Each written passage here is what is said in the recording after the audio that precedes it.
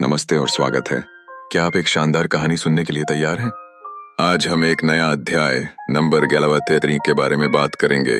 हम straw heart pirates को थोड़ा छोड़कर अतीत में जाएंगे और एक विशाल राजा और एक गुप्त शिशु राजकुमार की कहानी जानेंगे।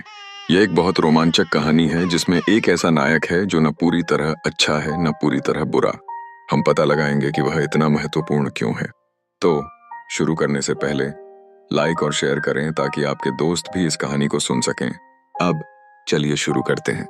एक बड़ा विशाल धमकाने वाला। हमारी कहानी शुरू होती है 3 विशाल बच्चों से जो एक साथ खेल रहे हैं। उनमें से एक था राजकुमार हेराल्ड।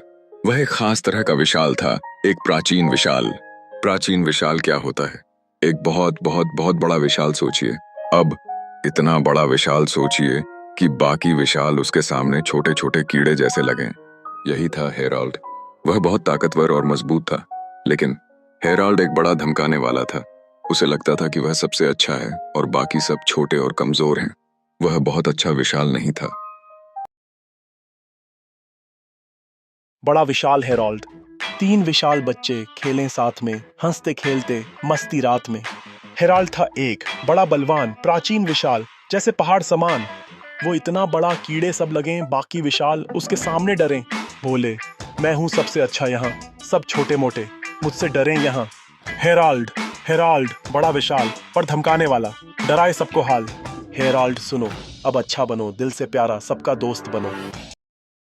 एक दयालु लड़की ने सिखाया सबक। एक दिन हेराल्ड एक सर्कस में गया और वहां उसने एक 10 मीटर लंबी विशाल लड़की ईडा को नकली सींगों के साथ देखा। वह बहुत गुस्सा हो गया। उसने चिल्लाकर कहा, एक विशाल को सर्कस में नहीं होना चाहिए।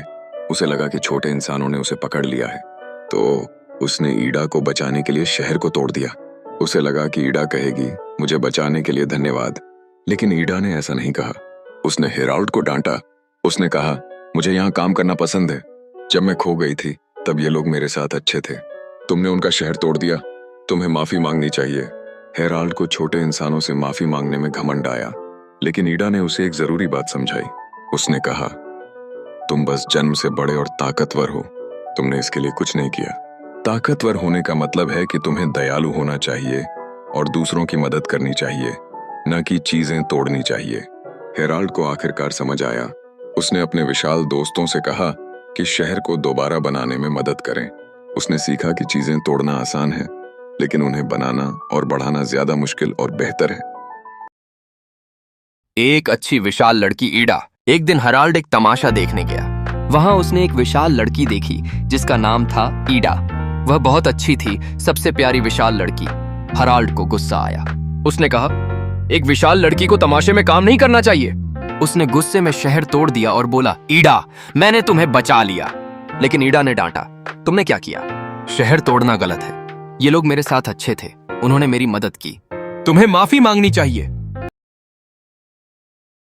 एक दुखद प्रेम कहानी। हेराल्ड और ईडा सबसे अच्छे दोस्त बन गए। फिर उन्हें प्यार हो गया और उन्होंने शादी कर ली। उनके पास एक प्यारा सा बेटा भी हुआ, लेकिन उनकी खुशी ज्यादा दिन नहीं रही। बाकी शाही विशाल नाराज हो गए। उन्होंने कहा कि ईडा रानी नहीं बन सकती क्योंकि वह शाही विशाल नहीं थी। इसलिए हेराल्ड को एक दूसरी शाही राजकुमारी एस्ट्रिड से शादी करनी पड़ी। वेस्टडॉर्फ प्रेम कहानी। हेराल्ड ईडा, दोस्ती गहरी, प्यार हुआ बंधी डोरी, शादी की, बेटा प्यारा, खुशी थी, सपनों का न्यारा। पर शाही लोग नाराज हुए, ईडा को रानी न बनाने चुने। वह शाही नहीं, बोले ठान। हेराल्ड का टूटा दिल का गान। एस्ट्रिड से शादी करनी पड़ी। प्यार की राह फिर भी अधूरी रही। क्रूर रानी और गुप्त शिशु। एस्ट्रिड बहुत अच्छी नहीं थी। वह एक क्रूर सौतेली माँ थी। एक दिन जब राजा हेराल्ड यात्रा पर गया था, एस्ट्रिड को एक बेटा हुआ। वह अपने नए राजकुमार को देखकर बहुत खुश थी, लेकिन जब उसने उसका चेहरा देखा, वह चिल्लाई, यह बदसूरत है, यह डरावना दिखता है। उसका बच्चा सांप जैसी डरावनी आंखों वाला था। रानी बहुत डर गई। उसे एक गुप्त कहानी पर यकीन था कि यह बच्चा बड़ा होकर राजा को नुकसान पहुंचाएगा। इसलिए उसने एक भयानक काम किया। उसने अपने नौकरों से कहा, इस बच्चे को ठिकाने लगा दो, इसे मरे हुए लोगों की डरावनी जमीन में फेंक दो और राजा को कभी मत बताना। क्रूर रानी और छुपा बच्चा। सुनो बच्चों, रानी थी क्रूर। एस्ट्रिड थी प्यार में चूर। राजा गया दूर की सैर। रानी को मिला नन्हा हेयर। बच्चे की आंखें सांप जैसी थी। रानी डरी बोली हाय ये क्या थी। सोचा ये राजा को सताएगा। नौकरों से बोली इसे छुपा देगा। जाओ इसे डरावनी जगह फेंक दो। राजा को न बताना चुपके से रेंग दो। एड एक सुपर ताकतवर बच्चा, क्या आप यकीन कर सकते हैं? उन्होंने एक छोटे से बच्चे को राक्षसों से भरी डरावनी जमीन में फेंक दिया। लेकिन यह बच्चा खास था। उसका नाम था लोकी और वह बहुत बहुत ताकतवर था। छोटा बच्चा होते हुए भी उसने राक्षसों से लड़ाई की और बच गया। वह एक विशाल जादुई पेड़ जिसे ट्रेजर ट्री एडम कहते हैं पर चढ़ गया। क्या कमाल का बच्चा था। इस दौरान दयालु रानी ईडा नए बच्चे से मिलने के लिए उत्साहित थी। उसे इस बात से कोई फर्क नहीं पड़ता था कि बच्चा कैसा दिखता है। उसका दिल बहुत अच्छा था। और राजा हेराल्ड कहाँ था? वह विश्व सरकार की समस्याओं में बहुत व्यस्त था और उसे नहीं पता था कि उसका नया बेटा खतरे में है। ईडा ने अपने बेटे हजरुद्दीन से कहा कि वह उसे अपने भाई की तरह माने। लोकी सुपर बच्चा। लोकी नाम है। बच्चा अनघट। राक्षसों की धरती में फेंका गया। छोटा सा पर ताकत से भरा। लड़ा जीता डर को हराया। जादुई पेड़ की चढ़ाई। ट्रेजर ट्री एडम ऊंचा खड़ा। लोकी चढ़ा हिम्मत बुलंद। राक्षस डरे। उसका जोश देख। क्या कमाल का बच्चा, सबसे अलग। रानी ईडा का प्यार। रानी ईडा दिल से है न्यारी। नए बच्चे से मिलने को उत्सुक सारी। चाहे जैसा हो उसे क्या फर्क। दिल से दिल तक उसकी यही पाठशाला। राजा और भाई का साथ। हराल्ड राजा काम में डूबा। नहीं जानता बेटा खतरे में झूला। ईडा ने हजरुद्दीन से कहा प्यार से, लोकी को अपनाओ, भाई बनाओ उसे। इसका क्या मतलब है? यह पुरानी कहानी बहुत महत्वपूर्ण है। यह हमें बड़े रहस्यों के बारे में बताती है, जैसे कि एक पुरानी कहानी जिसे विश्व सरकार सबसे छिपाने की कोशिश करती है। यह उस गुप्त खलनायक इमू की योजनाओं से भी जुड़ी है। लोकी की कहानी एक पुरानी परियों की कहानी जैसी है, जिसमें एक खास बच्चे को फेंक दिया गया, लेकिन वह बच गया और कमाल की चीजें करने वाला है। क्या वह नायक बनेगा या मुसीबत खड़ी करेगा, हमें अभी नहीं पता। यह अध्याय रेड लाइन के पार होने की बात करता है। रेड लाइन एक विशाल सुरक्षित दीवार है जिसे शक्तिशाली विश्व सरकार बचाती है। यह 4 समुद्रों को अलग करती है, जिन्हें अक्सर खून में डूबा सांप कहा जाता है।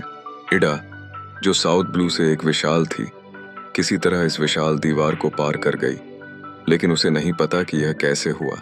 उसे बाउट किंगडम के लोगों ने तैरते हुए पाया और उसकी कहानी अभी भी एक बड़ा रहस्य है। क्या वह जिंदा है, मर गई? अगले अध्याय में पता चलेगा।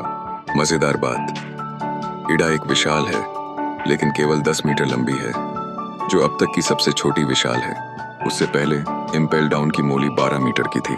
इतने बड़े संसार में छोटी विशाल। रेड लाइन सिर्फ एक दीवार नहीं है, यह नियंत्रण का प्रतीक है। इसे तोड़ना ऐसा होगा जैसे चिल्लाकर कहना, हम विश्व सरकार से तंग आ चुके हैं। इससे 4 समुद्र फिर से एक हो जाएंगे, जैसा कि प्राचीन हार्ले ग्रंथों में भविष्यवाणी की गई है। और इस महान विद्रोह का नेतृत्व कौन करेगा?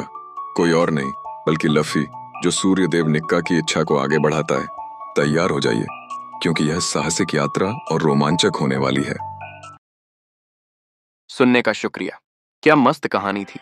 आगे क्या होगा सोचो जरा अभी। वीडियो देखा दिल से धन्यवाद। पसंद आया तो लाइक करो, दोस्तों संग बांट। सब्सक्राइब करो, ना छूटे अगली बात। जब तक नई यात्रा शुरू ना हो, दिल में रखो ये सच्चाई एक, खजाने की कहानी सही, वन पीस है सचमुच सही। ワンピースは実在する